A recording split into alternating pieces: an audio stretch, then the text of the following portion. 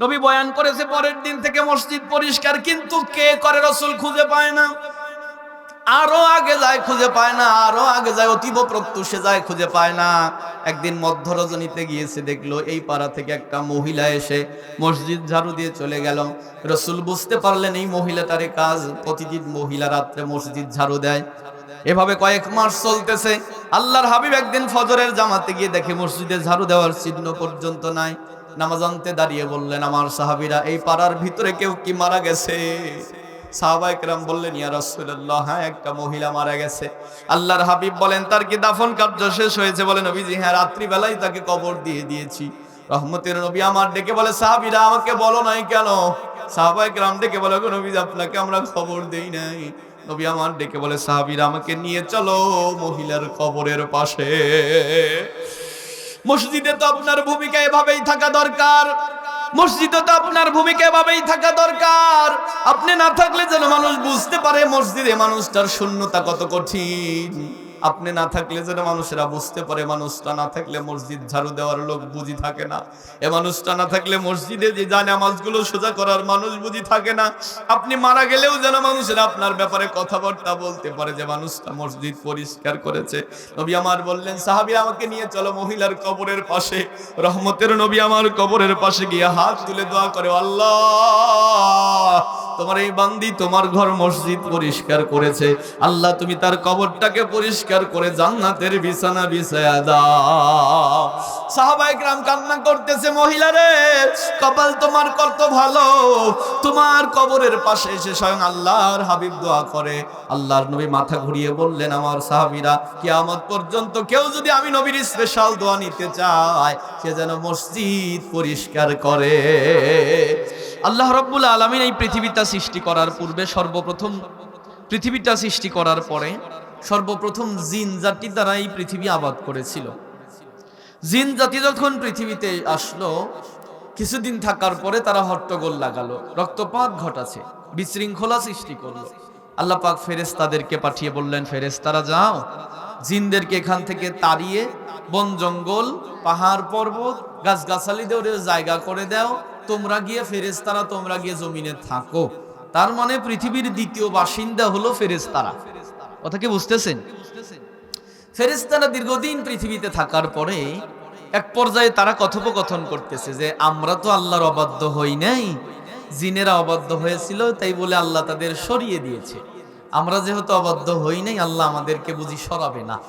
আল্লাহ সব ফেরেশতাদেরকে ডেকে পরামর্শ সভায় বসলেন, বসে বললেন, ফেরেশতারা, ইন্নী জাইলুন ফিল আরদি খলিফা, আমি জমিনে আমার প্রতিনিধি পাঠাতে চাই। ফেরেশতারা ডেকে বলল, ক্বালু আতাজআলু ফিহা মান ইউফসিদু ফিহা ওয়া ইয়াসফিকুদ দিমা, আল্লাহ, আপনি কি আবার এমন কোন জাতিকে পাঠাবেন যারা বিশৃঙ্খলা করবে, যারা বিপদ করবে, যারা রক্তপাত ঘটাবে? কারণ এর আগে যাদেরকে পাঠিয়েছিলেন তারা তো রক্তপাত ঘটিয়েছে। আল্লাহ পাক ফেরেশতাদের সবার কথার জবাব একটা বাক্যে দিয়ে বললেন, ইন্নী আ'লামু মা লা তা'লামুন। ও ফেরেশতারা, আমি যা জানি তোমরা তা জানো না। সুবহানাল্লাহ। ফেরেশতারা আল্লাহ পাকের কাছে মাথা নত করে দিল, ডেকে বলল, রব্বুল আলামিন, আমাদের ভুল হয়ে গেছে, আমরা আপনার কথার উপরে কথা বাড়িয়ে বলেছি। আল্লাহ পাক ডেকে বললেন, ফেরেশতারা, না, না জানার কারণে প্রশ্ন করা এটা ভুল নয়, বরং ভুল হলো সেটা জানার পরে কাউকে ঠকানোর উদ্দেশ্যে জিজ্ঞেস করা হয় যেটা। ফেরেশতারা, তোমরা তো ভুল করো নাই। কিন্তু ফেরেশতারা নাফরমানরা বারবার আল্লাহ পাকের কাছে ক্ষমা চাইতে লাগলেন। ফেরেশতারা তো আল্লাহ পাকের ভুল করে না। আল্লাহ পাক গরুকে যেরকম দুই পায়ে হাঁটার যোগ্যতা দেয় নাই, ফেরেশতাদেরকে গুনাহ করার কোনো যোগ্যতাই দেয় নাই। কিন্তু ফেরেশতারা যখন বারবার আল্লাহ পাকের কাছে ক্ষমা চাইতে লাগলো, এক পর্যায়ে ফেরেশতারা সপ্ত আসমানের উপরে আল্লাহ পাকের নূরের একটা মসজিদ আছে, যেই মসজিদে ফেরেশতারা ইবাদত করে, ওই মসজিদটা তাওয়াফ করে বলে, রব্বুল আলামিন, আমাদের পাপরাশি ক্ষমা করে দাও, আমরা বুঝতে পারিনি আদম সন্তান পাঠাবে, আমরা বাধা দিতে চেয়েছিলাম, তাদের বিপক্ষে কোনো মন্তব্য করেছি, আল্লাহ ভুল হয়ে গেছে, মাফ করে দাও। আল্লাহ পাক ডেকে বললেন, ফেরেশতারা, ভুল তো তোমাদের হয় নাই, তথাপি তোমরা তোমাদের অনুশোচিত হৃদয় নিয়ে যেহেতু ক্ষমা চেয়েছো, আমার ঘর, আমার 7 আসমানের উপরে নূরের তৈরি বাইতুল মামুরকে তাওয়াফ করে ক্ষমা চেয়েছো, আমি ক্ষমা করে দিলাম। তবে ফেরেশতারা আমি যে মানুষকে পৃথিবীতে পাঠাবো, তাদেরকে ভুল করার যোগ্যতা দিয়ে আমি পৃথিবীতে পাঠাবো। তারা পৃথিবীতে যাবে, গুনাহ করবে, গুনাহ করার যোগ্যতা তাদের থাকবে। ডান পথে চলতে পারবে, ইচ্ছার স্বাধীনতা থাকবে, বাম পথেও চলতে পারবে। তবে আমার বান্দা যদি পাপের মধ্যে নিমজ্জিত হয়ে যায়, আমার বান্দা যদি গুনাহে নিজের জীবনটাকে কলুষিত করে নেয়, আমার গোলাম যখন বুঝতে পারবে আমার কাছেও তো মাথা নত করে ক্ষমা চাইবে। তোমরা তোমাদের ক্ষমা চাওয়ার জন্য 7 আসমানের উপরে বাইতুল মামুর তাওয়াফ করে ক্ষমা চাইতেছো, আমার বান্দারা ক্ষমা চাওয়ার জন্য 7 আসমানের উপরে আসতে পারবে না। অতএব বাইতুল মামুর সোজা জমিনে যাও, এই সোজা গিয়ে একটা ঘর বানাও, নাম হবে তার বাইতুল্লাহ। কেউ যদি কাবা তাওয়াফ করে ক্ষমা চায়, আমি আল্লাহ তার পাপরাশিকে ক্ষমা করে দেব। এজন্য আল্লাহর রাসূল বলেন, কোন মানুষ যদি কাবা তাওয়াফ করার পরেও চিন্তা করে যে আমার গুনাহ মাফ হলো কি হলো না, রাসূল বলে স্যার উল্টো আরো গুনাহ হবে তার। কারণ কাবা তাওয়াফ করলে আল্লাহর হাবিব বলেন, কেউ যদি কাবা তাওয়াফ করে আগুন যেরকম লাকড়িকে খেয়ে ফেলে, কাবা তাওয়াফ করলে মানুষের গুনাহ খাতাও ভাবে মাফ হয়ে যায়, মানুষেরা ক্ষমা চাইবে, ক্ষমা পেয়ে যাবে। সাহাবায়ে কেরাম ডেকে বললেন, ইয়া রাসূলুল্লাহ, কাবা তাওয়াফ করলে মানুষেরা গুনাহ থেকে পানা চাইবে, মাফ পেয়ে যাবে, কিন্তু পৃথিবীতে এমনও মানুষ থাকবে যারা দূর প্রবাসে বসবাস করবে, বিভিন্ন দেশে বসবাস করবে, তারা তো কাবার চত্বরে আসতে পারবে না, কাবা তাওয়াফ করে তো ক্ষমা চাইতেও পারবে না। ও নবীজি, তারা কেমনে ক্ষমা পাবে? এই খাগদিয়ারের মানুষেরা, কত গরিব মানুষ আছে, বুকে বড় স্বপ্ন, কাবা তাওয়াফ করতে যাবে, কিন্তু তার স্বপ্ন পুরো হবে না, অনেকের স্বপ্ন পুরো হয় না। আল্লাহর হাবিবকে সাহাবায়ে কেরাম প্রশ্ন করলেন, নবীজি তাহলে তারা কেমনে ক্ষমা পাবে? আল্লাহর রাসূল বলেন, সাহাবীরা, তামাম পৃথিবীতে কিয়ামতের আগ পর্যন্ত মসজিদ হবে। নবীজি বলেন, কেউ যদি জুমার দিনে পবিত্র পোশাক পরে মসজিদের দিকে অগ্রসর হয়, সে যেন ইহরাম বেঁধে হজে যাইতেছে। আল্লাহর হাবিব বলেন, কেউ যদি এভাবে ক্ষমা চায়, তার মসজিদে যায়, বাড়ির কাছে মসজিদ থাকবে, মসজিদে গিয়ে যখন সে ক্ষমা চাইবে, যেখানে জায়গা পাবে সেখানে বসে গেছে, নামাজ শেষ হয়েছে, আস্তে করে বাড়ির দিকে চলে এসেছে, মসজিদে গিয়ে কাউকে কষ্ট দেয় নাই, কারো ব্যাপারে কটু কথা বলে নাই, যেখানে জায়গা পেয়েছে নিজে বসে গেছে, মসজিদে গিয়ে কাউকে কষ্ট দেয় নাই, কথা বলে নাই। আবার বাবজি, সাহাবায়ে কেরাম বললেন, ইয়া রাসূলুল্লাহ, তাহলে তারা কেমনে সময় পায়, তারা কেমনে ক্ষমা পাবে? আল্লাহর হাবিব বলেন, বাড়ির পাশে মসজিদ থাকবে, মসজিদে গিয়ে যখন নামাজ আদায় করবে, অবনত মস্তকে প্রশান্ত চিত্তে দিল থেকে আল্লাহ পাকের কাছে যখন ক্ষমা চাইবে, মসজিদ থেকে বের হওয়ার আগে আল্লাহ তাকে মাফ করে দিবে। নবীজি বললেন, সাহাবীরা, কিয়ামতের আগে চতুর্দিকে তামাম পৃথিবী জুড়ে মসজিদ হবে। সাহাবায়ে কেরামের কাছে বিষয়টা কেমন যেন লাগলো, কারণ ওই সময় মসজিদ স্থাপন করা হয় নাই। আল্লাহর হাবিব বললেন, সাহাবীরা শোনো, দ্বিতীয় আদম বলা হয় হযরতে নূহ আলাইহিস সালাতু ওয়াস সালামকে, যিনি পৃথিবীতে আসার পরে তার উম্মতেরা তার সাথে যখন গাদ্দারি করেছিল, উনি বদদোয়া করেছিলেন, আল্লাহ আকাশ থেকে বাড়ি বর্ষণ করেছে, নিচের থেকে পানি উঠেছে, তামাম পৃথিবী তলিয়ে গিয়েছিল। ওই সময় আল্লাহ পাক কাবাকে উঠায়া প্রথম আসমানে রেখেছিল। যখন জমিন তার পানি শুষে নিল, তামাম পৃথিবী যখন শুকিয়ে গেল, আল্লাহ পাক কাবাটাকে আবার অনুরূপ জায়গাতে স্থাপন করে দিলেন। ইব্রাহিম আলাইহিস সালাতু ওয়াস সালামকে ডেকে বললেন, ইব্রাহিম, তুমি তোমার সন্তানকে নিয়ে কাবার চত্বরে চলে যাও, আমার কাবাকে নতুন করে সংস্কার করতে হবে, আমার কাবাকে মেরামত করতে হবে। ইব্রাহিম পয়গম্বর তার সন্তান ইসমাইলকে নিয়ে কাবার চত্বরে চলে এসেছে। ইসমাইল পাথর টানে, ইব্রাহিম নবী পাথর দিয়ে দিয়ে কাবাটাকে মেরামত করতেছে। দীর্ঘ সময় পরে ইব্রাহিম নবী তাকিয়ে দেখে ইসমাইল ঘেমে গেছে, ছোট্ট মানুষ, গাটা ঘেমে গেছে। আল্লাহ পাকের কাছে দোয়া করলেন, রব্বুল আলামিন, আমার সন্তান ঘেমে গেছে, কোনো পদ্ধতি, কোনো ব্যবস্থা কি করা যায় না? আল্লাহ পাক ডেকে বললেন, ইব্রাহিম, আমি পাহাড়ের গায়ে যত পাথর আছে পাথরদেরকে ডেকে বললাম, পাথরেরা, তোমরা যারা কাবার সাথে লাগতে চাও, এ পাহাড় তোমার গায়ের পাথরদেরকে ছেড়ে দাও, তারা যেন গড়ায়া গড়ায়া গিয়ে কাবার চত্বরে হাজির হয়ে যায়। বলার সাথে সাথে চতুর্পাশের পাহাড় থেকে পাথরগুলো গড়তে গড়তে এসে গড়ায়া গড়ায়া এসে ইব্রাহিম নবীর চতুর্পাশে জমা হয়ে গেল। ইব্রাহিম নবীকে আল্লাহ পাক বললেন, ইব্রাহিম, এ পাথরটা তোমাকে দিলাম, লিফটের ব্যবস্থা করবে, পাথরের উপরে উঠবে, নাগালের বাইরে যদি চলে যায় পাথরের উপরে উঠে উপরের দিকে হাত টান করবে, পাথর তোমাকে আপনা আপনি উঁচু করে দিবে, জায়গা মতো পাথরটা স্থাপন করে দিয়ে নেমে আসবে। এটা আজও পর্যন্ত আছে কাবা শরীফের পাশে, ইব্রাহিম নবীর পায়ের ছাপ পর্যন্ত আছে, নাম হলো মাকামে ইব্রাহিম। ইব্রাহিম নবী তাই করলেন। কাবা শরীফকে নতুন করে যখন সংস্কার করেছে, অনেকগুলো পাথরের অঙ্কুরি বেঁচে গেল। আল্লাহ পাক কোরআনে বলেছেন, পাথরও কান্না করে, পাথর কান্না করা শুরু করে দিল। আল্লাহ, আমাদেরও তো বড় স্বপ্ন ছিল আমরা কাবার গায়ে লেগে থাকব, মানুষরা পৃথিবী থেকে ছুটে আসবে, আমাদেরকে ধরে লাব্বাইক বলে ডাক দিবে, চুম্বন করবে, গুনাহ শুষে নেব, কিন্তু মাওলা আমরা তো কাবার গায়ে লাগতে পারলাম না, আয় আল্লাহ আমরা কি করব? আল্লাহ পাক ডেকে বললেন, ইব্রাহিম, তোমার গায়ের যে রুমালটা আছে, চাদরটা, সেটা বিছিয়ে দাও, চাদরের এক পাশে পাথরের অঙ্কুরিগুলো উঠিয়ে মাথার ওপরে নিয়ে একটা ঝাঁকি দিয়ে ছেড়ে দাও, আমি ফেরেশতাদের মাধ্যমে তামাম পৃথিবীতে পাথরগুলোকে সরিয়ে দেব। ইব্রাহিম পয়গম্বর এক এক করে পাথরগুলো মাথার ওপরে নিলেন, ঝাঁকি দিয়ে ছেড়ে দিলেন, পাথরগুলো আল্লাহ পাক ফেরেশতাদের মাধ্যমে তামাম পৃথিবীতে সরিয়ে দিল। যে আল্লাহর হাবিব বলেন, যেখানে একটা করে পাথর পড়েছে, কিয়ামতের আগে হলে ওই জায়গা থেকে একটা করে মসজিদ হবে। আল্লাহর নবী বলেন, কেউ যদি মসজিদ পরিষ্কার করে, সে খানায় কাবা পরিষ্কার করার সওয়াব পেয়ে যাবে। একটা হাদিস এসে এই ব্যাপারে শোনেন, নবীজি বলেন, কেউ যদি দিলের ময়লা পরিষ্কার করতে চায়, সে যেন মসজিদ পরিষ্কার করে খায়। যদি মসজিদ পরিষ্কার করে, তার দিলের ময়লা আল্লাহ পরিষ্কার করে দেয়।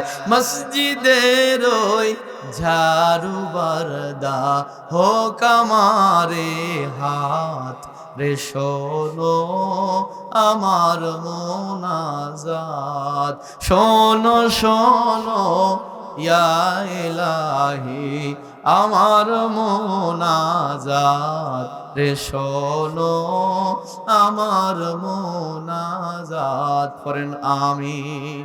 তাহলে মসজিদ ঝাড়ু দেওয়ার দায়িত্ব শুধু কেরাম কাকার? কথা কয় না, আমাদের সবার।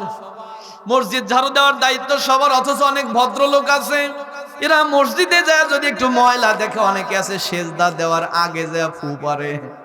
কথা কয় না, সেজদা দেওয়ার আগে যায় ফু দেয়, পরিষ্কার করে সে জায়গায় সেজদা দেয়।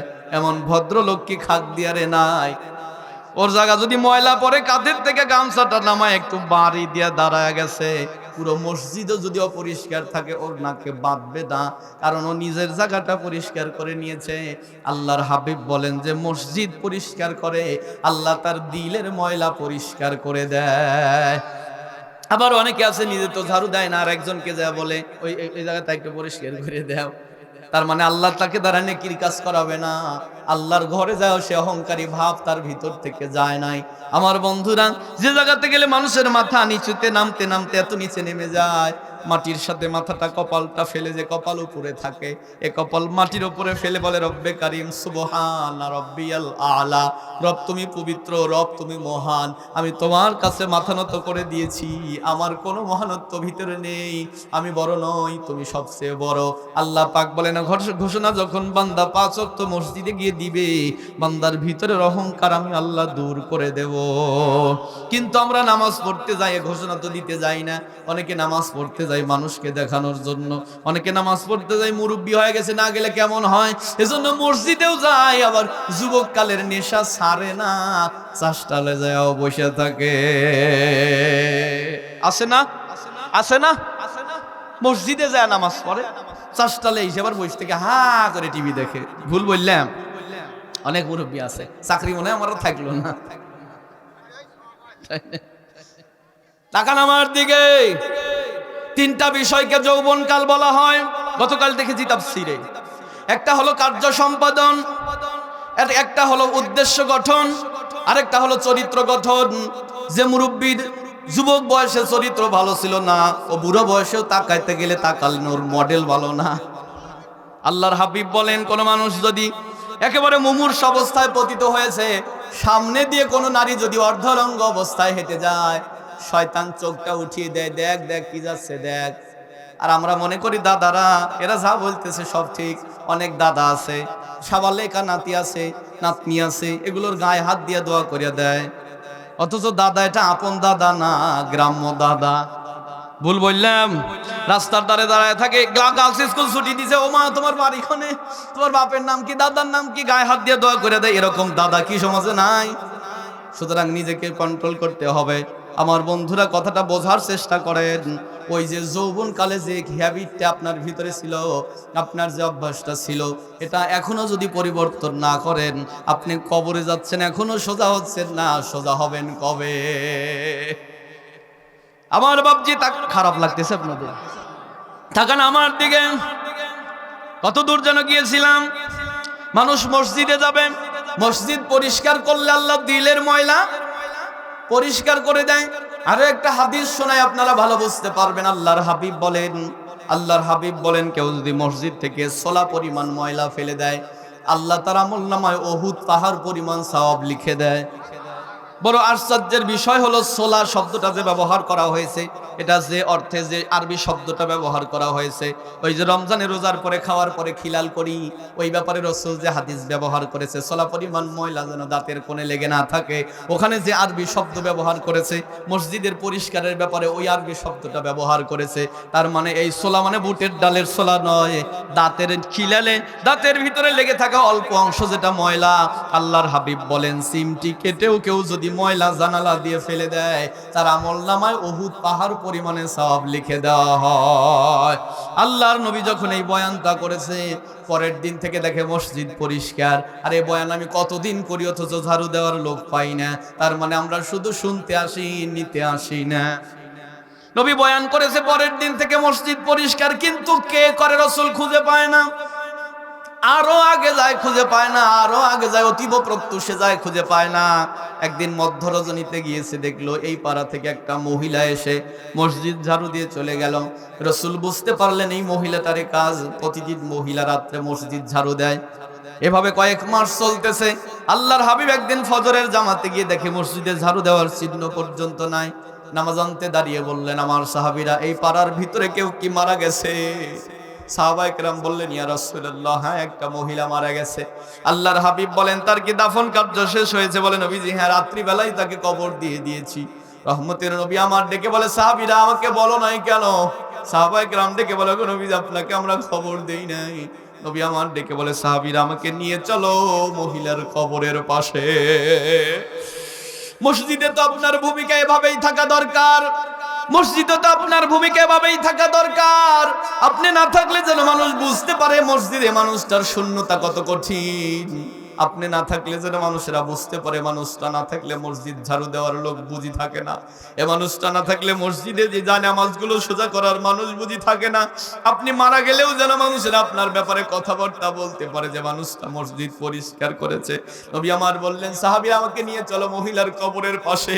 রহমতের নবী আমার কবরের পাশে গিয়ে হাত তুলে দোয়া করে, আল্লাহ, তোমার এই বান্দি তোমার ঘর মসজিদ পরিষ্কার করেছে, আল্লাহ তুমি তার কবরটাকে পরিষ্কার করে জান্নাতের বিছানা বিছায়া দাও।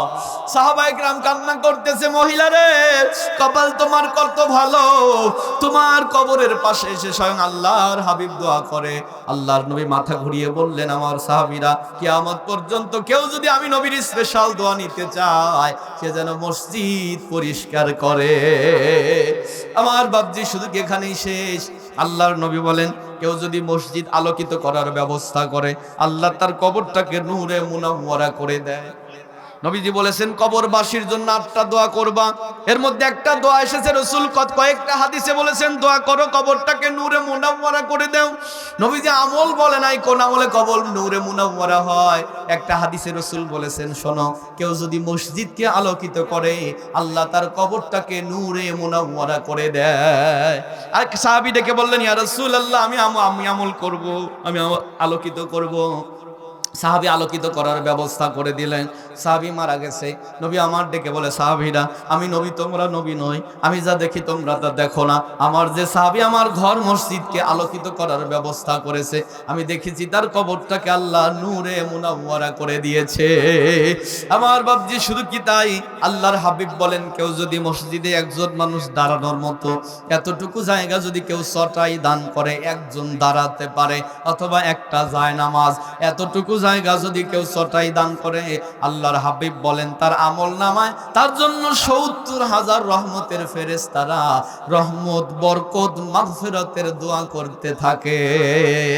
আল্লাহর নবী বলেন কিয়ামতের ময়দানে যেই দিন আল্লাহ পাকের আরশের ছায়া ছাড়া আর কোনো ছায়া থাকবে না, ওই দিন ৭ শ্রেণীর মানুষেরা আল্লাহর আরশের নিচে জায়গা পেয়ে যাবে।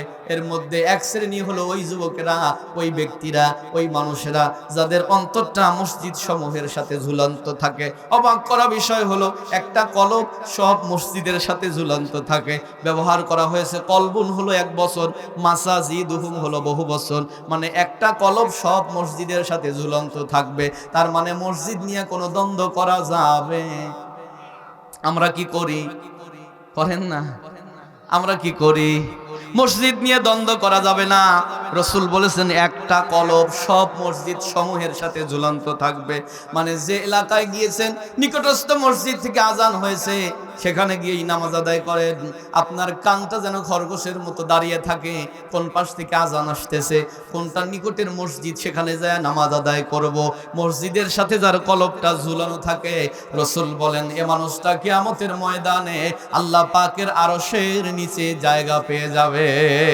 আল্লাহর হাবিব আরো বলেন, আমার সাহাবীরা কিয়ামতের ময়দানে আল্লাহ পাক ডেকে বলবে আমার প্রতিবেশীরা কোথায়? ফেরেশতারা ডেকে বলবে আল্লাহ আপনার কি আবার প্রতিবেশী আছে? আল্লাহ ডেকে বলবে হ্যাঁ আমার প্রতিবেশী হলো তারা মসজিদ আবাদ করেছে যারা। প্রতিবেশী যেরকম প্রতিবেশীর খোঁজ খবর নেয়, পরিবারের খোঁজ খবর যেরকম পরিবার প্রধান নিয়ে থাকে, মসজিদের খোঁজ খবর এরকম করে যারা নিতে পারবে, ওরা কিয়ামতের ময়দানে আল্লাহ পাকের ডাকে সাড়া দিতে পারবে।